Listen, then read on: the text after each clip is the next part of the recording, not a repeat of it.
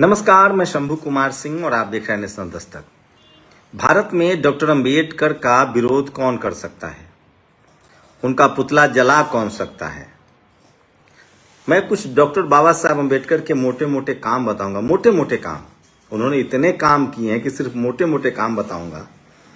और साथ ही बाबा साहब के विरोध का मतलब क्या हुआ और कौन लोग उनका विरोध कर सकते हैं।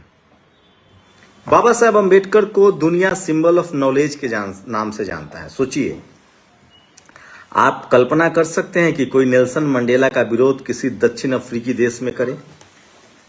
नेल्सन मंडेला का विरोध अफ्रीका में तो छोड़ दीजिए, किसी भी अफ्रीकन देश में, दुनिया के किसी भी देश में कोई कर सकता है? क्योंकि उन्होंने जो ब्लैक समुदाय की लड़ाई लड़ी, गुलामों की लड़ाई लड़ी, वो किसी से छुपा हुआ है। आप कल्पना कीजिए, कोई मार्टिन लूथर किंग का विरोध कर सकता है क्या? अमेरिका में जिन्होंने अश्वेतों की लड़ाई लड़ी। कोई अब्राहम लिंकन का विरोध कर सकता है क्या, जिन्होंने दास प्रथा के खिलाफ लड़ाई लड़ी? सोचिए, बाबा साहेब, जिनकी दुनिया के हर यूनिवर्सिटी में तस्वीरें लग रही है, जिस यूनिवर्सिटी में वो पढ़े वहां गर्व करते हैं लोग, उनका विरोध भारत में होता है आज भी। उनकी मूर्तियां तोड़ी जाती है। आप इसी से अंदाजा लगा सकते हैं कि हमारे सोचने का दायरा में कितना जातिवाद है। अब पहले बताता हूं मैं बाबा साहब के वो मोटे मोटे काम। अगर बाबा साहब का विजन न होता, बाबा साहब का ये संविधान न होता, तो इस देश में महिलाओं को वोट का पहला अधिकार न मिलता। अमेरिका में भी महिलाओं को वोट का अधिकार बाद में मिला है, और बाबा साहब ने संविधान में प्रावधान किया और आजादी के साथ ही वोट का अधिकार मिल गया।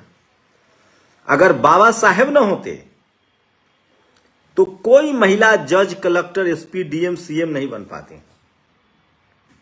यह संवैधानिक प्रावधान बाबा साहब ने किया। बाबा साहब न होते तो आज जो ये लोग ट्रिपल तलाक के खिलाफ कानून बनाने की बात करते हैं, ये वही लोग हैं। जब बाबा साहब हिंदू कोड बिल का मसौदा लेकर आए, जिसमें उन्होंने कहा कि कोई भी पुरुष अपनी पहली पत्नी को बिना तलाक दिए हुए शादी नहीं कर सकता है।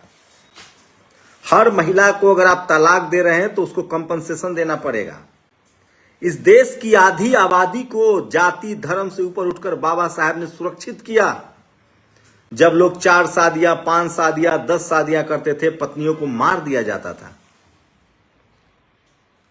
उस बाबा साहब का विरोध करेंगे? ये क्या किसी जाति के लिए कानून है? बाबा साहब जिन्होंने आरबीआई का रुपी पर पीएचडी किया, जब अंग्रेजों ने रोक दिया था, उसके बाद भारत को सशक्त भारत, जिसको अमर्त्य सेन, जिनको इकोनॉमिक्स का नोबेल मिला है, वो बाबा साहब को अपना गुरु मानते हैं। जिस बाबा साहब ने भारत को फिर से उनकी विरासत से अवगत कराया, धम्म की तरफ ले गए, बुद्ध से परिचय कराया, उस बाबा साहब के खिलाफ है। आप पुतला जलाते हैं उनका। उस बाबा साहब के खिलाफ जिन्होंने ये पुतला जलाने का अधिकार भी आपको दिया। तो सोचिए, इस देश में नदी, नाला, जल, पक्षी, भाखड़ा नंगल प्रोजेक्ट का डायग्राम बाबा साहब ने बाढ़ से ग्रसित लोगों के लिए भाखड़ा नंगल जैसे प्रोजेक्ट तैयार किए। ग्रीड, पावर ग्रीड, भारत का एक लिखित संविधान दिया। एक फिलोसोफर, एक राजनीतिक विशेषज्ञ, एक आर्थिक विशेषज्ञ, और उससे बड़ा एक सबसे बड़े मानवतावादी दृष्टिकोण रखने वाले शख्स को आपने पुतला जलाया। और ये सब कहां हो रहा है? भारत में। और क्यों हो रहा है? सिर्फ एक वजह से कि बाबा साहेब ने इस देश के 90% लोग, जिनको जाति और धर्म के नाम पर छुआछूत, भेदभाव का शिकार बनाया गया था, उनको देश मजबूत हो, देश का हर नागरिक मजबूत हो, ये राष्ट्र विकसित राष्ट्र बने, दुनिया में भारत का वर्चस्व बढ़े, इसलिए उन्होंने संवैधानिक प्रावधान किया ताकि जो लोग पीछे छूट गए हैं उनको बराबरी का मौका मिले। आप कल्पना कीजिए, आप किसी जाति या धर्म के हैं, आपके पिता ने एक भाई का पैर तोड़ दिया है, दोनों पैर तोड़ दिया है किसी वजह से, बिना गलती के उसके दोनों पैर और दोनों हाथ तोड़ दिए हैं, तो क्या आपकी जिम्मेदारी है कि उस भाई का हक हड़प लें या उसके इलाज कराएं, उसको व्हील चेयर दे, उसकी जिंदगी बेहतर बनाएं? यही बाबा साहेब ने किया। इस देश के जातिवादी मनुवादी सोच के लोगों ने, जो बाबा साहेब के, जो जिन्होंने जाति और धर्म के नाम पर इस देश के बहुसंख्यक आबादी को स्कूल, अस्पताल, कॉलेज, पढ़ाई लिखाई से दूर रखा, उसको उन्होंने बराबरी पर आने का अधिकार दिया। इसलिए आप उनका पुतला दहन करते हैं, उनकी तस्वीरें जलाते हैं। ये काम कभी आरएसएस ने किया था, ये काम कभी करपात्री महाराज ने किया था, जनसंघियों ने किया था, जब बाबा साहेब इस देश की महिलाओं के बराबरी के लिए बिल ला रहे थे। इस देश के आदिवासियों को बाबा साहेब ने अलग से संविधान के 6 में प्रावधान किया है। उस बाबा साहेब का विरोध कर रहे हैं।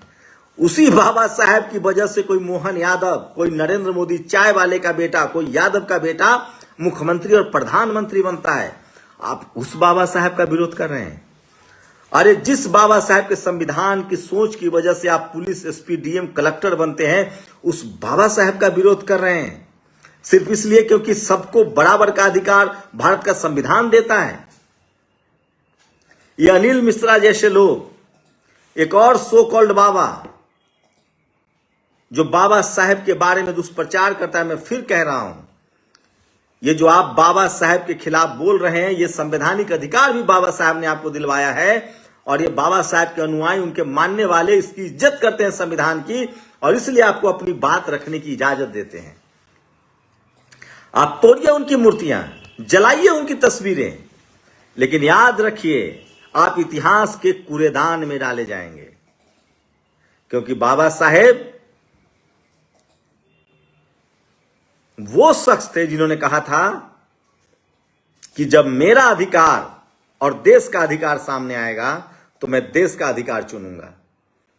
आप बाबा साहेब का अपमान कर रहे हैं, उनकी पुतले जला रहे हैं, तो इसका मतलब आप इस राष्ट्र का अपमान कर रहे हैं, क्योंकि बाबा साहेब ने राष्ट्र चुना। आप सोचिए, कुछ आरोपी हैं, सोचिए इस देश में संविधान की प्रतियां जलाई जाती है, बाबा साहब को गालियां दी जाती है, मूर्तियां तोड़ी जाती है, तस्वीरें जलाई जाती हैं। मैं फिर कह रहा हूं, यह भी आपको तभी मिल पाया हक जब बाबा साहब का संविधान था। अगर बाबा साहब का संविधान न होता तो कोई राजा होता, कोई डिक्टेटर होता, तो आपको जेल में डाल देता, आपकी गर्दन कटवा देता। लेकिन ये बाबा साहब का संविधान है कि आप बोल पा रहे हैं, आप पुतले जला रहे हैं। और दिक्कत क्या है बाबा साहब से? क्योंकि ग्वालियर बेंच में, हाई कोर्ट में एक जज साहब ने कहा कि बाबा साहब की मूर्ति लगनी चाहिए। अरे जिस देश का कानून व्यवस्था संविधान से चलता है, उस कोर्ट परिसर में जहां संविधान के हिसाब से फैसले होते हैं, उसमें बाबा साहब की मूर्ति नहीं होगी। और यकीन मानिए, आप जिस आस्था का हवाला दे रहे हैं, आज इस देश के हर आदमी की आस्था भी सुरक्षित है, चाहे उसकी संख्या 1 हो चाहे 1 अरब हो। बाबा साहब के संविधान की देन है। चंद्रशेखर आजाद ने मांग की है कि जिन्होंने बाबा साहब का पुतला जलाया उन पर एनएसए लगाया जाए। जो आरएसएस कभी बाबा साहब के खिलाफ थी, बाबा साहब का पुतला फूंकती थी, बाबा साहब के विरोध में लेख लिखते थे, वो भी आज बाबा साहब को मानने के लिए मजबूर है। मैं इसलिए कह रहा हूं, 21वीं सदी बाबा साहब की सदी होगी। 21वीं सदी बाबा साहब की सदी होगी, और 21वीं सदी अंबेडकर बाद की सदी होगी, और दुनिया भर में बाबा साहब का मान सम्मान और बढ़ता जा रहा है।